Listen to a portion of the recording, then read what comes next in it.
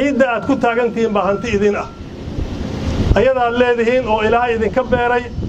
ayadaa laga rabaa inaad cadowga ka saartaan kula dagaalantaan cadowga gudaha ku jira xuduudaheeda difaacdaan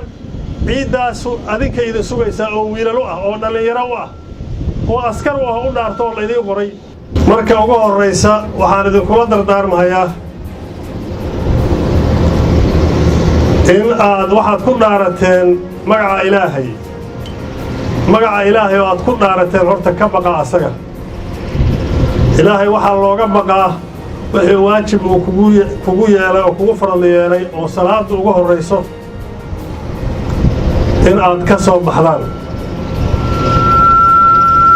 waxaan idin leeyahay ilaahay ha idin nabadgeeyo ilaahay nabad ha idinku soo celiyo waxaad u baxaysaan tababarka ciidanku ama tababar sidiisaba wuxuu daawo u yahay maskaxda qalbiga jirka ayuu daawo u yahay tababarku wuxuu ku gaarsiinayaa in aad isku kalsoonaato naftaada aad ku kalsoonaato aad ogaato cadowgaaga inaad dili karto oo ka adag tahay waxaa idin sugahaya waddanka aad aragteen sida uu yahay oo xaalkiisu yahay oo aan anigu idinkaga sheekaynayn baad tababarka u aadeen waa waddan u baahan nin u dhashay oo Soomaali ah inuu difaaco u dhinto dhibaato iyo gaajaba u huro waxaan mar walba rabaa inaan halkan uga mahad celiyo walaalahaya Turki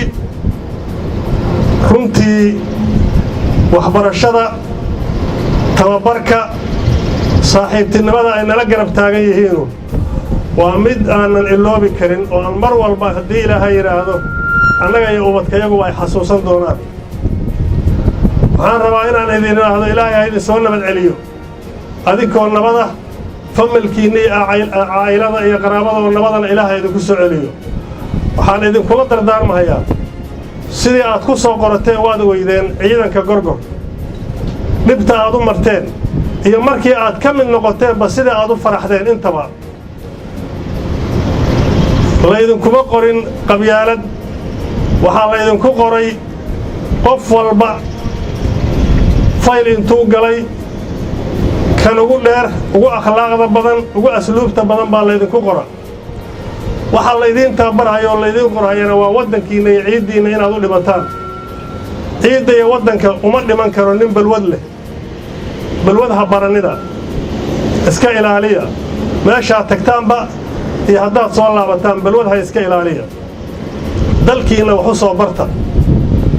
soomaalinimaa laydinku qoraya soomaalinimo wax ku soo barta waxna ku difaaca diin wax ku difaaca dalkiinna inuu adinku aad leedihiin soomaalidu waxay ku heestaa erayga ah hanti ay macaan waa midaan hoy laga arko hanti ciidda aad ku taagantihiin baa hanti idin ah ayadaad leedihiin oo ilaahay idinka beeray ayadaa laga rabaa inaad cadowga ka saartaan kula dagaalantaan cadowga gudaha ku jira xuduudaheeda difaacdaan ciiddaasu adinka idin sugaysaa oo wiilalo ah oo dhallinyaro u ah oo askar u ah u dhaarto oo laydiin qoray mar labaad iyo mar saddexaad baan waxaan idin leenahay Allah idin soo nabad celiyo tababarka midaad sida uu yahay u soo qaadataan Allah idinka dhigo